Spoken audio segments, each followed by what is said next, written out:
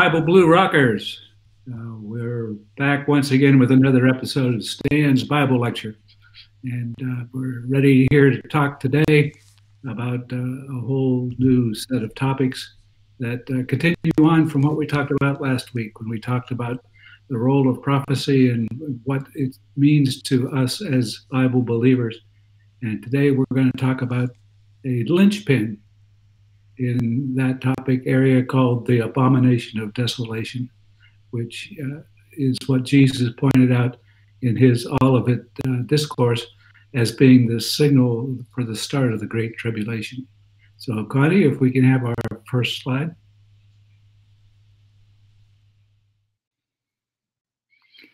This is in part 2 of a series called The Two Witnesses and the False Prophet.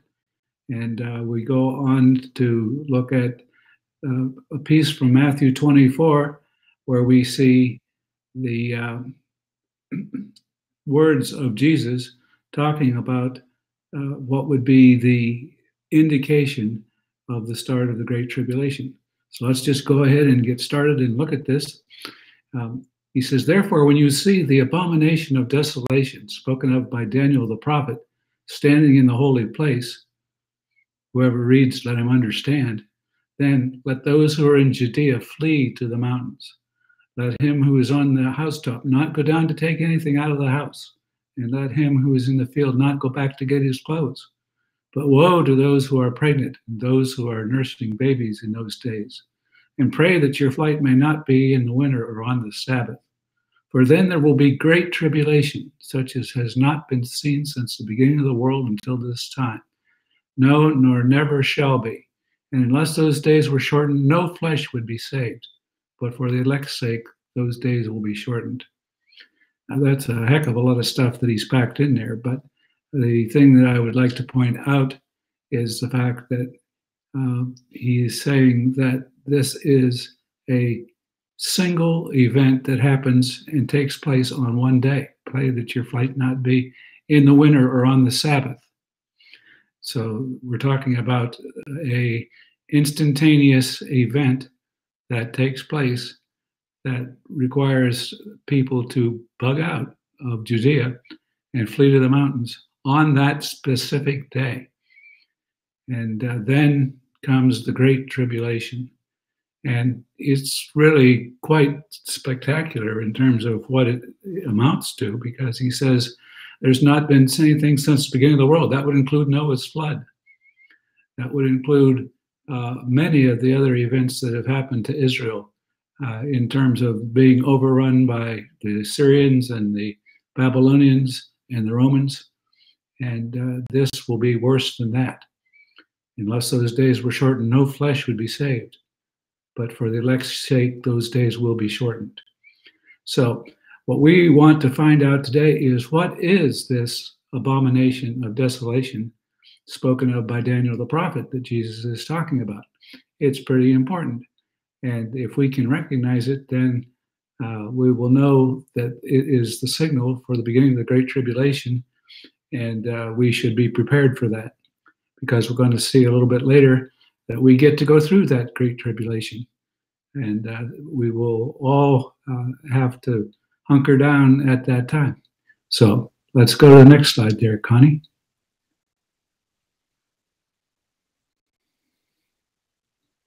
So this is just to look at 3 different books of the Bible that talk about this same event.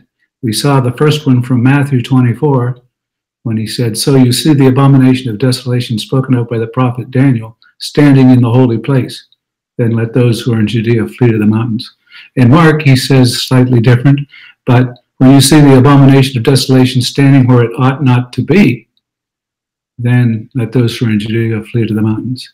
And Luke says it even more differently, "But when you see Jerusalem surrounded by armies, then know that its desolation has come near. Then let those who are in Judea flee to the mountain, and those who are inside the city depart, and let those who are out of the country not enter it." So this is a very serious thing that's carried to us in the 3 synoptic gospels. And what we're going to try to find out is, what is he talking about? And so let's go back and look at the book of Daniel on the next slide, Connie, and we'll see what Daniel actually said about it. Now, there's going to be 4 verses, 2 on this slide and 2 on the next, that will talk about the abomination of desolation that Jesus is referring to here. So Daniel says, then I heard, this is Daniel chapter 8, then I heard a Holy One speaking, and the Holy One said to the other one who spoke, for how long is the vision concerning the regular burnt offering, the transgression that makes desolate, and the giving over the sanctuary to the host to be trampled underfoot? Okay, so here it's referred to as the transgression that makes desolate.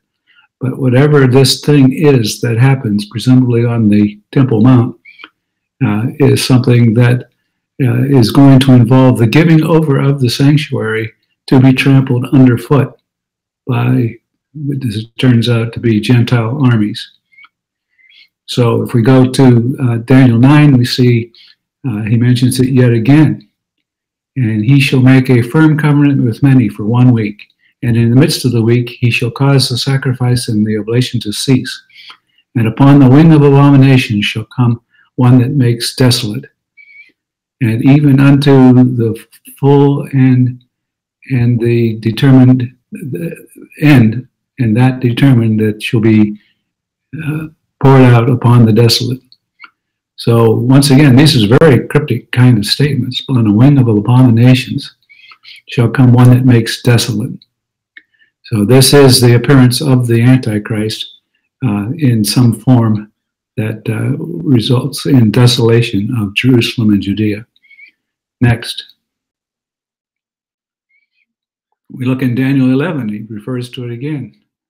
And the forces that stand on this part, and they shall profane the sanctuary, even the fortress, and shall take away the continual burnt offering, and they shall set up the abomination that makes desolate.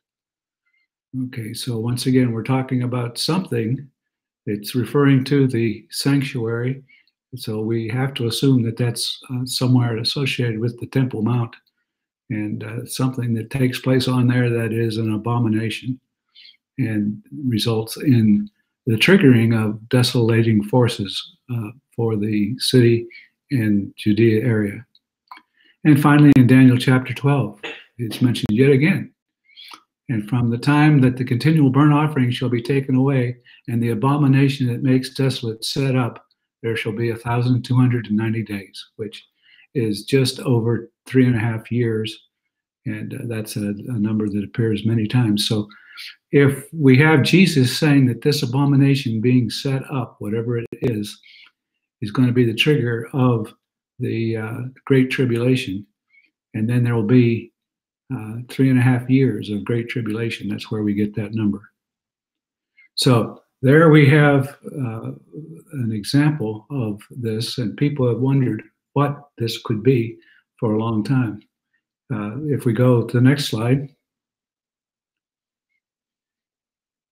we're seeing that there are several things that people, different scholars have talked about as being possible, this abomination.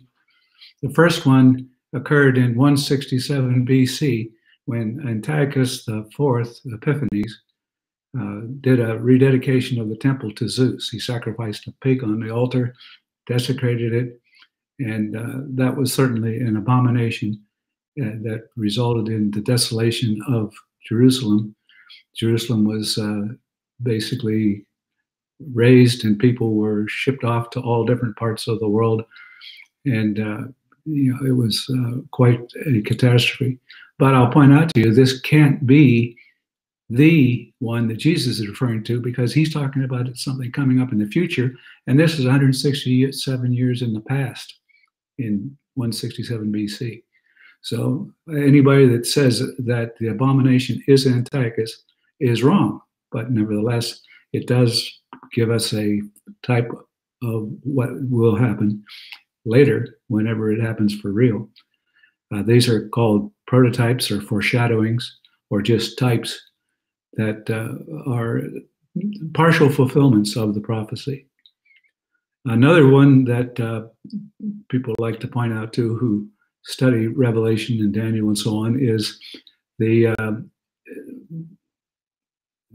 Titus, whenever he went in and wiped out Jerusalem in 70 AD, killed about 1 million people and burned the temple to the ground, left no stone standing as Jesus had forecast on the temple. And they instituted the worship of Roman standards on the Temple Mount at that time. So some people think that that might be the case. There's a third one, the building of the Dome of the Rock, which happened in 691 AD when the Muslims conquered the Jerusalem area, and the Caliph there basically built this Dome of the Rock on where he thought was the Temple Mount, where the temple had been located. And he put blasphemous things on the inside of it, including the words, "God forbid that he should have a son." So talk about an abomination. The guy that was running the church at the time, whenever he saw that, he said, "Oh, this is the abomination that causes desolation, and it is now sitting in the holy place." And the Caliph didn't like that very much, the Archbishop of Jerusalem, and he put him to hard labor. He was 80-something years old at the time, so he died as a result of that hard labor. But he recognized that as being another good, at least, type of what he expected to be the growing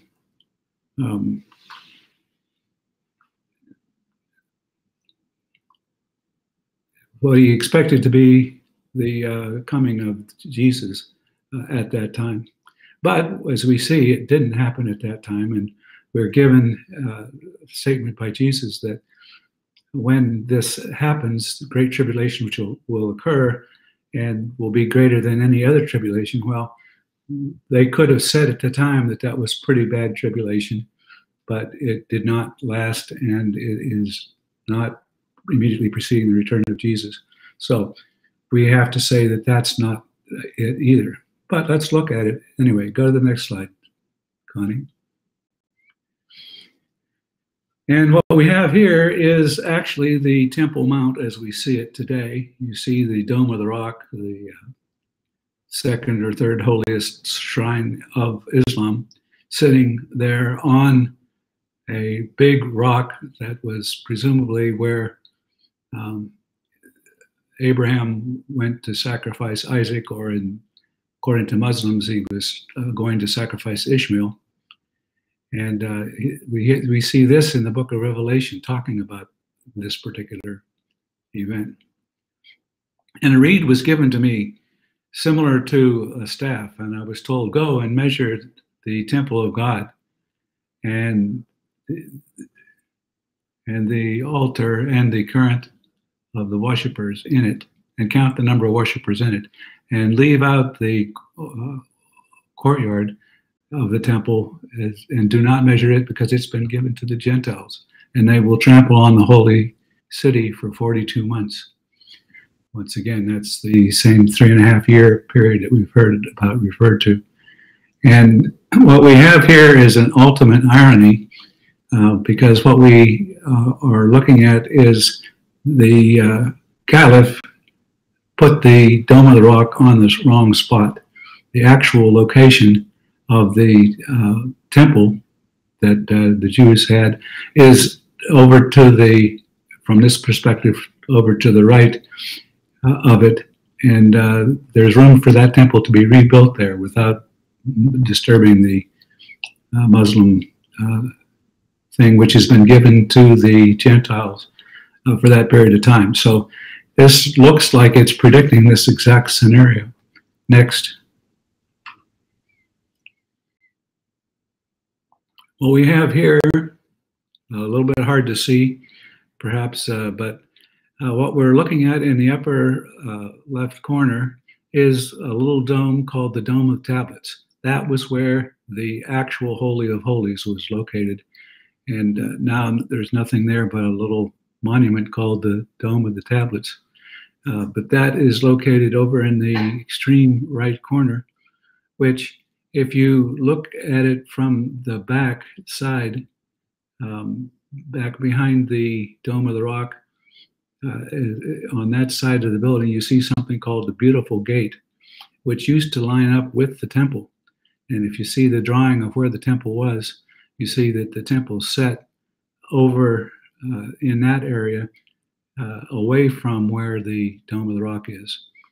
And therefore, the Dome of the Rock is sitting in the courtyard, which is not to be measured because it's been given to the Gentiles, which in this case is the Islamic armies. Next.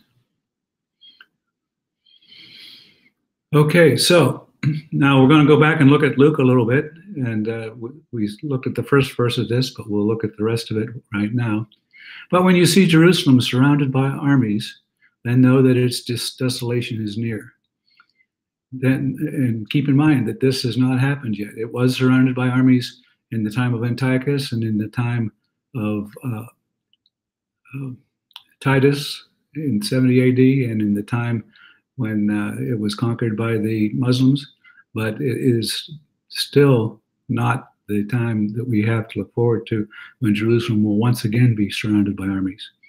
Then those who are in Judea should flee to the mountains, and those who are in the midst of her depart, and let those who are in the country not enter her. For these are the days of vengeance, that all things which are written are to be fulfilled. But woe to those who are pregnant and those who are nursing babies in those days, for there will be great distress in the land and wrath upon the people. And they will fall by the edge of the sword and be led into other countries, into all nations. And Jerusalem will be trampled by Gentiles until the times of the Gentiles are fulfilled. So we're looking at a period of time still in the future when Jerusalem is going to be overrun by armies, and people who are still there are going to be greatly suffering and afflicted in tribulation. Next. Now, this is where we get to the evidence that this has not happened yet, okay, because this is clearly has not happened. This is the coming of the Son of Man. Immediately after the tribulation of those days, the sun will be darkened, the moon will not give its light, the stars will fall from heaven, and the powers of the heavens will be shaken. Then the sign of the Son of Man will appear in heaven, and then the tribes of the earth will mourn. They will see the Son of Man coming on the clouds of heaven with power and great glory. And he will send his angels with great sound of a trumpet, and they will gather together his elect from the four winds and from one end of heaven to another. Okay, so the tribulation that happens for 3.5 years after the appearance of the abomination of desolation ends with Jesus coming, cutting short the tribulation and the period of persecution of the saints. And he gathers his elects from the four winds and from one end of heaven to the other. This is the rapture. Couldn't be more clear that the rapture occurs after the tribulation of those days, when we're gathered to him from the four winds of the earth, everybody who's a Christian still on the planet, and from one end of heaven to another, those who have died in Christ and are risen from heaven. So this is, to me, the smoking gun that tells us exactly when we get raptured. And it isn't until after the tribulation. And the tribulation begins with the appearance of the abomination of desolation, whatever that is. Next. So we have this from Paul in Thessalonians talking about the man of sin and the things that are going to happen that precede this as well. And this may give us some more insight as to what the abomination is. Let no one deceive you by any means, for that day will not come unless the falling away comes first. That's the great apostasy. That's what we see happening throughout Europe today, as people are not attending church anymore. We see that happening in many countries right now, and it will get much worse. And the man of sin is revealed. This is the Antichrist, the son of perdition, who opposes and exalts himself above all that is called God or that is worshipped, so that he sits as God in the temple of God, showing himself that he is God. So we look at this and say, okay, well, is this the abomination of desolation sitting in the temple of God, showing that he is God?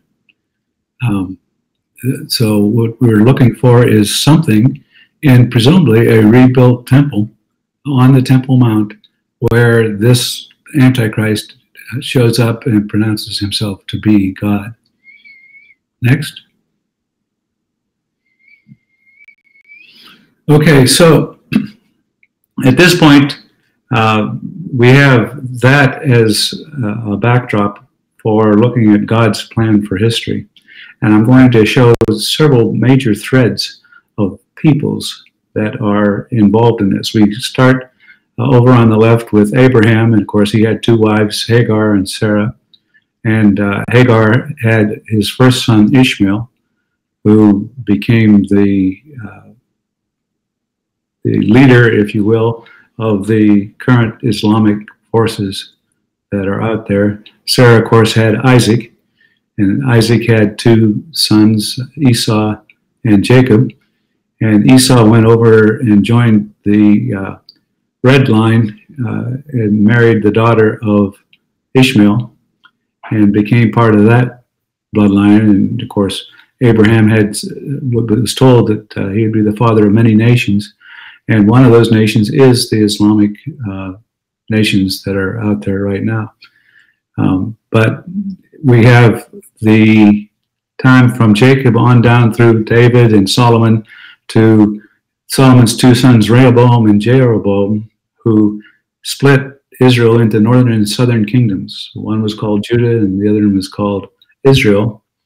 And those basically got hauled off into captivity. If you look at Israel, it was hauled off and dispersed, and no one ever found those tribes again. They're lost tribes. The 10 tribes headed by the tribe of Ephraim, and those got mixed in with the Gentiles as far as we know. Meanwhile, the tribe of Judah, you see a little gap there right before the cross, and that is the Babylonian captivity. They came back, and then we split into two groups from the cross, those who accepted Jesus and those who didn't. The people who accepted Jesus became the church, and the people who did not wound up being dispersed after 70 AD in a diaspora and didn't start coming back to Israel until 1947-48, when Israel got reconstituted. And now we're looking at a coming period of time when those two will come back together to form one body of the church and Israel. So what we're going to do right now is look at some of the things that are told to us about the lost tribes of Israel, and we'll look at them next.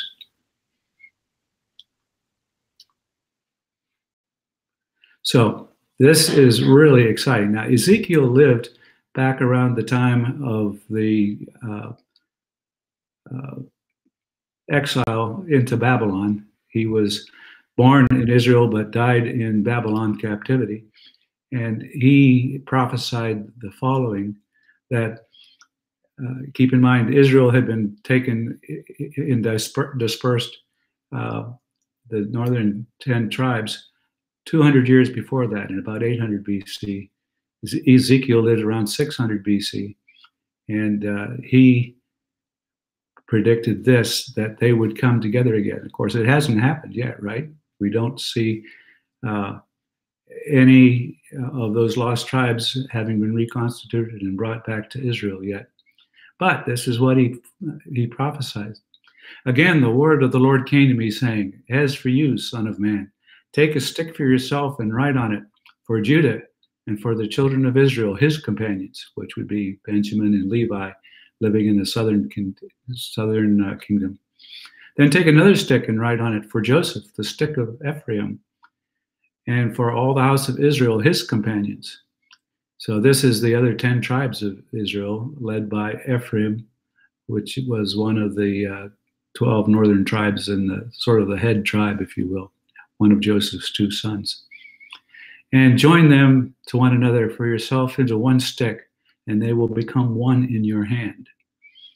So if we go to the next slide, and we'll see some more about this.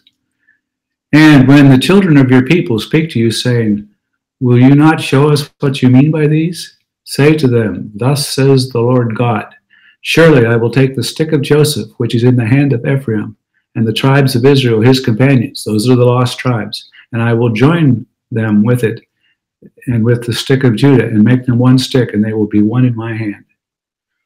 So this is something that is yet to happen, but is pretty profound, because that means God knows who the lost tribes of Israel are out there, and will bring them back to the land of Israel when the time is right. Next. And the sticks on which you write will be in your hand before their eyes. Then say to them, thus says the Lord God, surely I will take the children of Israel from among the nations, wherever they have gone, and will gather them from every side and bring them into their own land. And I will make them one nation in the land, on the mountains of Israel, and one king shall be king over them, and they shall no longer be 2 nations, and they shall never be divided into 2 kingdoms again.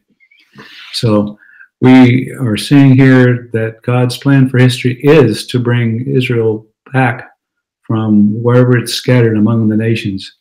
You might ask the question, who are these lost tribes? Well, we may find that many of the people with ears to hear the message of Jesus Christ are in fact descendants of those lost tribes, and that we may find ourselves are the lost tribes who will be brought back. Who knows? Next. Okay, so now we talk about the 2 witnesses that are mentioned in the book of Revelation. And I will give power to my 2 witnesses, and they shall prophesy 1,260 days. There's that 4.5 years again, clothed in sackcloth. And these are the 2 olive trees and the 2 lampstands standing before the God of the earth. So who are these 2 witnesses? Some say, well, they're Moses and Elijah, or other possibilities that are discussed where they're thought of as individuals. But I'm saying here that those 2 witnesses are probably Israel and the church, because of the next 2 slides that we'll look at, the olive trees and the 2 lampstands, and what are they defined as we look. So let's go to the next slide. And we see here the mystery of the 7 stars which you saw in my right hand in the 7 golden lampstands. The 7 stars are the angels of the 7 churches, and the 7 lampstands which you saw are the 7 churches.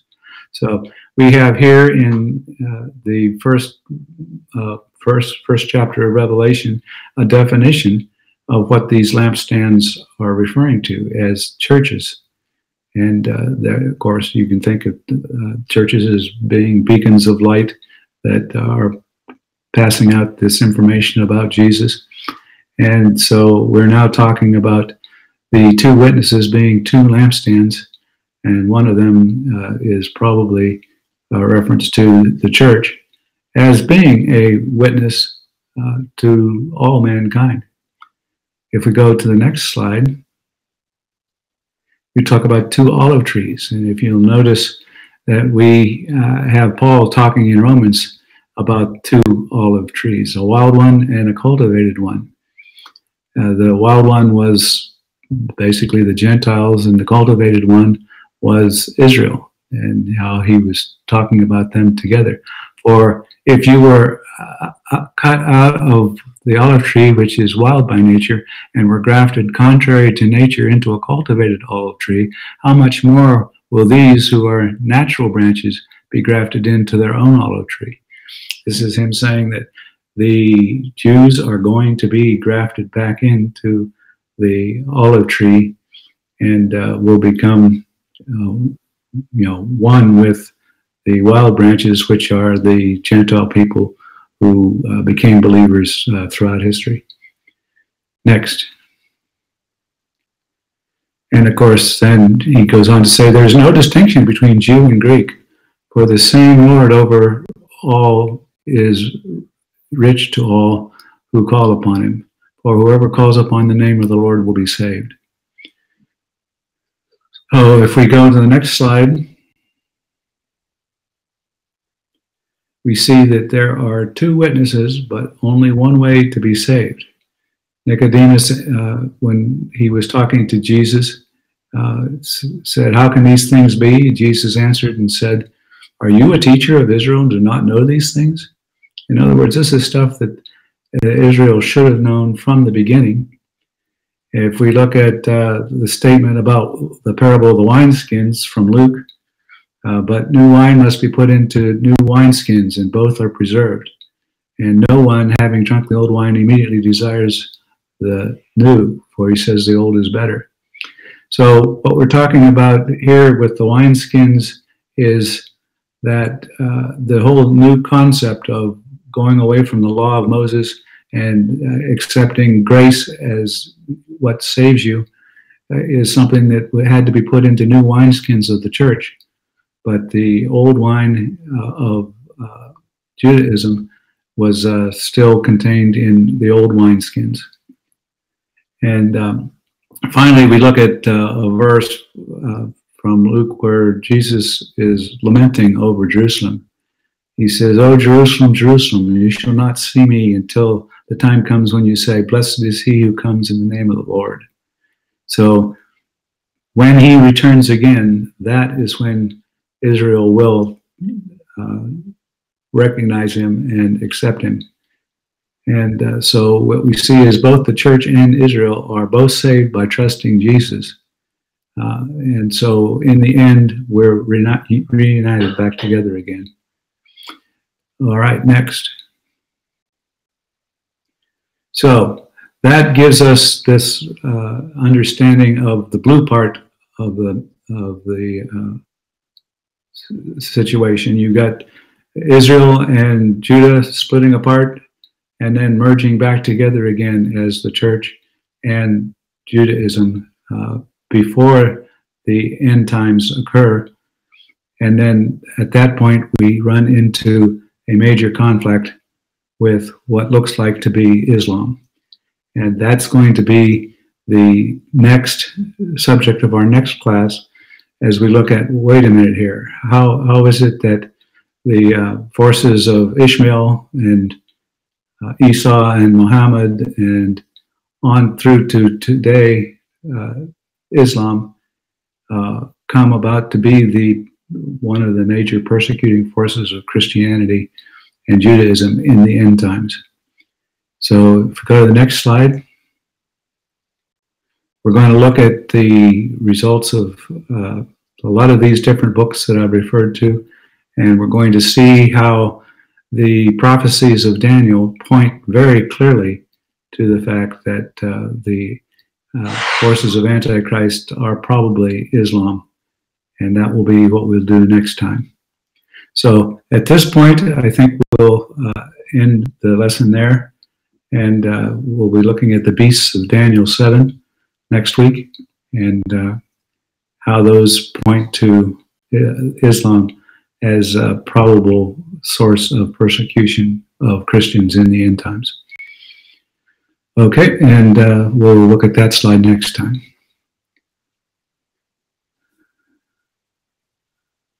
Oh, there's good old Kermit. Okay.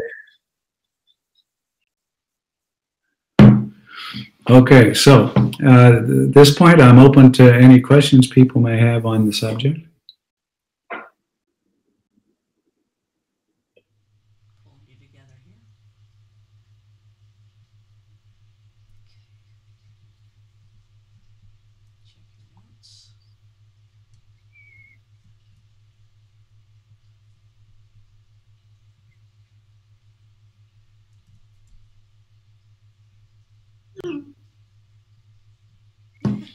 Okay, well, we got quite a few of them here. Wow. Okay. Okay, so let's just start right on. Why do we have to go through all this tribulation drama? Isn't God all love? Well, yeah, God is all love, but He has put a plan together for history that is going to involve quite a lot of tribulation as we go along. Why? Well, because we probably deserve it. Wonderful to see you, Stan. Don't leave us anymore. Your guidance on Sundays gets me through the next Sunday. Well, thanks. I have heard very little about Daniel. What are your thoughts on Daniel, Stan? Well, other than naming my son after him, I think he is one of the most impressive characters in the Bible, and so much of what we know about the end times comes from his prophecies, and Jesus endorsed him in his Olivet Discourse in Matthew 24. What is the man of sin again, please? Well, that is a reference to the Antichrist, a person who will emerge in the end times, conquer the world, and suppress Christians drastically up until Jesus returns and rescues us. Who are the two witnesses? The church and Israel is my thesis based on what I presented today. Which churches are the seven churches? Well, the seven churches are seven churches in Asia, in Turkey, that were referred to by John in the book of Revelation. And so you'll see the first three chapters of Revelation are Jesus talking to those churches. And each of those churches is representative of a different type of church that exists down through history. And, you know, one of the ones that I think is most significant to me in terms of relevant to our church today is the Church of Laodicea. And that particular church, Jesus said something to the effect of, I wish that you were either hot or cold, but since you're only lukewarm and neither hot or cold, I will spit you out of my mouth. Saying, I don't want anybody who's on the fence either be hot or cold for him. Okay, do you think President Trump is one of the kings of all this? Well, I don't know about any specific individual. Certainly, I would say that the role of America in all this is still something to be sorted out, and that most of these kings probably emerge out of the 10 toes of the statue from the vision that Daniel had, and those 10 toes are branching off from the final two-legged branch of the kingdom of the fourth big kingdom that we'll look at to come, the global world empire that will dominate and be the terrible beast. Now, the question is America building the beast system that will be used against us? And that may be true. Would love for you to take your show on the road to Stan to meet you. Well, if I can get up to where I can walk again, I will. Mike Crow, why is Israel out to claim the Dome of the Rock for the temple and the Al-Aqsa Mosque? Israel should walk away from the Muslim sites, but they will not. Well, the fact is that is the Holy Temple Mount that they had for ages, and they want to rebuild on that mount. I think that it is possible, since there is a location for the temple beside the mosque, that they may wind up building it beside it, because the prophecy says that leave out the courtyard outside the temple, for it's been given to the Gentiles to be trampled underfoot till the end of time. So in that case, I think they probably will not wind up claiming the Dome of the Rock.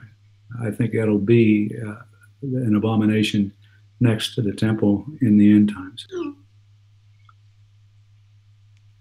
The word Antichrist is not used in the book of Revelation. Where is it coming from? Well, I can show you that next week. We can look at it. There's 4 different places where John, in his epistles, talk about Antichrist, and so we can look at that at that time.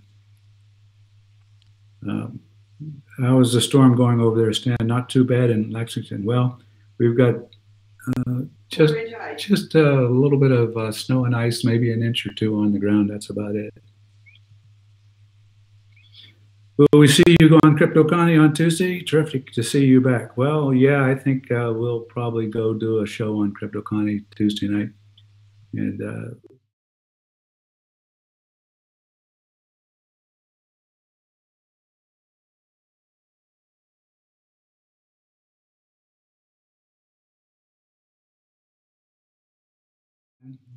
take care, everybody.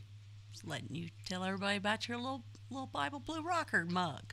Oh, yeah, there. A Bible Blue Rocker mug. See it again? There you go.